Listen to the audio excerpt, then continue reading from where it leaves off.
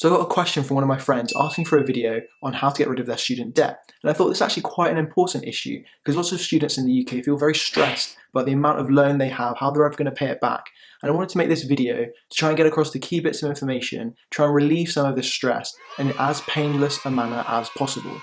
So in this video, I'm going to be talking about what exactly we mean when we say like a student loan. Are we talking about how repayment works? Are we talking about why it isn't really a loan, why that's not really an accurate way of describing this, and actually why calling it a loan and calling it a debt is what causes all of this anxiety and this stress. And lastly, I'll be talking about paying it off early and whether doing that has any kind of benefit. So with that said, my name's Theo. I've been interested in money and personal finance for a long time now and I've started this YouTube channel. So if you enjoy this sort of thing, please click subscribe, leave me a like on this video, and let me know if there's anything else you want to hear. So let's get into it. So the first really key thing I want to talk about is the loan itself.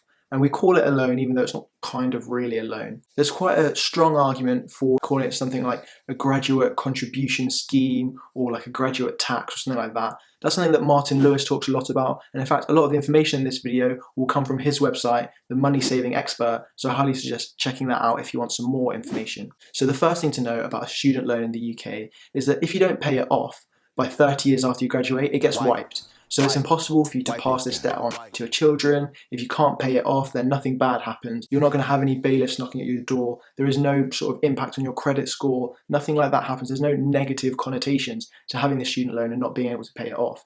And this is really quite different to other forms of debt, things like credit card debts, things like mortgages. If you don't meet these payments and if that spirals out of control, that's bad and that can lead to bad things. But that's not the case with student loans. The second thing that's important to know about is about the interest rate on your loan. Now this is a little bit boring, I'll try to distill it down. So you accrue interest from the day that you receive the loan, and whilst you're not earning anything, or in fact earning anything below about £25,000, then the interest you're getting on that loan is just the rate of inflation. If you don't know what inflation is, I've made a video about that, so you can check that out to understand exactly what I mean. But basically, if the interest is only the rate of inflation, there's no real cost of that loan amount going up.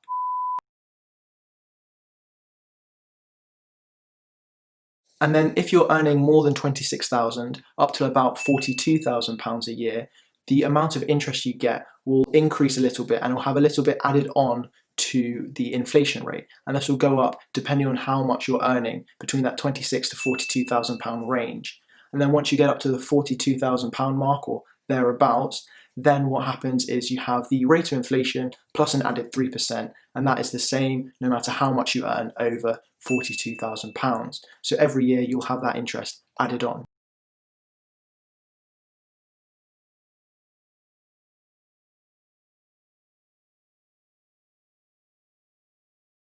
So next up is how repayment works on this loan. And this is probably the most important thing to get your head around to understand why this really isn't exactly a loan. So number one, the amount you owe has no correlation to the amount you're going to repay. And what I mean by this is the amount that you pay each year varies depending on the amount you're earning, not on the amount that you owe. So it's really not important to look at the amount you owe in that respect. The only thing it does affect is possibly how long you will repay the loan for, and that can only go up to that 30-year mark. So how much do you pay each year? Well, you pay 9% of every pound that you earn above around £26,000. So a person earning £30,000 a year will repay the same amount each year towards their student loan, whether they had £1 million in debt or £1,000 in debt. It's not going to make any difference. It just depends on how much they're earning above that threshold. Now this threshold has been going up year on year as salaries have increased in line with inflation, but as of April 2020, the threshold is £26,575. So every pound you earn above that, you're going to pay 9p on towards your student loan. The other thing that's important to know about how repayment works is that you don't have to do any of it yourself. It gets taken out of your salary before you see any of it, just like your income tax does. So your employer will have your salary. Before they pay you your salary, they'll take off your income tax, they'll take off the contribution towards your student loan, and then they'll send it to your bank account. So you really don't have any thinking or worrying about that you need to do to try and balance the numbers or anything. But yeah, that is student finance, student loans in the UK in a nutshell. And I hope you can see now that it doesn't quite behave the same as other types of loans and other types of debt. Namely, this is the fact that it gets taken out from your salary before you see any of the money, like a tax does. The other thing is it gets wiped if you can't pay it, so it's of no consequence to you if you can't pay it. And the last thing is the amount that you're repaying scales with the amount you earn, not the amount that you owe. So it really isn't like other loans as we know it or other forms of debt. And it's actually quite toxic to think of it in this regard, because we think of it as a weight looming over our shoulders and a debt that we're going to have to pay. And this brings us on to the last bit of the video, which is about whether you should repay it early if you can, and what you should do with any spare money you have sitting around. Now, the first thing to say before I go into any of this is that this is not financial advice. This is some information that I've found that I'm making a video on purely for entertainment purposes, and that you should do your own research before making any sort of decision. So with that said, about 83% of students are predicted to not be able to pay off their student loans within the 30-year term, and they will end up having their loan wiped. So what this means is that if you have any spare cash sitting around, it probably doesn't make sense for you to try and put that towards your student loan to try and get it paid off, because it's not going to affect the amount you're going to repay. And for 83% of people, you're going to end up paying 9% on everything above about 26 grand for 30 years. So let's talk about that 17% and the top percentage of earners, for which things to get a little bit more interesting. Now, being a medical student myself and having a friend who asked the question who was also a medical student,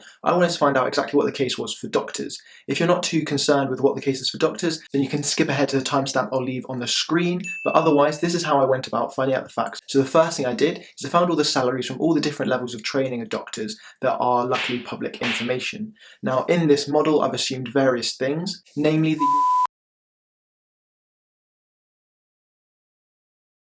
So what I found, with the same caveats of this model being inaccurate and this definitely not being financial advice, is that any medical student leaving university with less than £74,000 in debt will be able to pay off their student loans within the 30-year time frame, meaning that they're going to pay off the debt plus all the interest before it gets wiped. What this means is that doctors are likely in the top 17% of earners that are going to be able to repay their student loans. So what should you do if you're in this 17% that will pay back their student loan?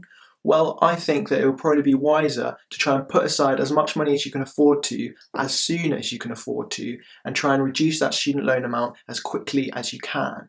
This is because you're going to reduce the amount of interest you're going to accumulate on that loan, and you're going to limit the effect of compound interest. If you're not familiar with the idea of compound interest, I made a video about that and you can check it out. It's more about stock market investing and how that can work for you in the stock market, but the same principle applies with the interest you accrue on a loan. So that's pretty much student loans in a nutshell. If you're in that majority, 83%, then it almost definitely is nothing you need to concern yourself with. You just need to know that a little bit of your salary is going to be taken out depending on how much you earn. And if you're in that 17% that are going to pay back the student loan, then it also isn't something to worry about. It also isn't something to be stressed out about this huge number. It's just going to be paid off over time, and you can help yourself by trying to pay it off sooner rather than later. So I sincerely hope that you enjoyed this video and you found it informative. If you did, please leave me a like, please leave me a comment down below. Subscribe for more videos like this. I'm going to be making a video about what you should do if you have student debt, whether you should invest in the stock market or not.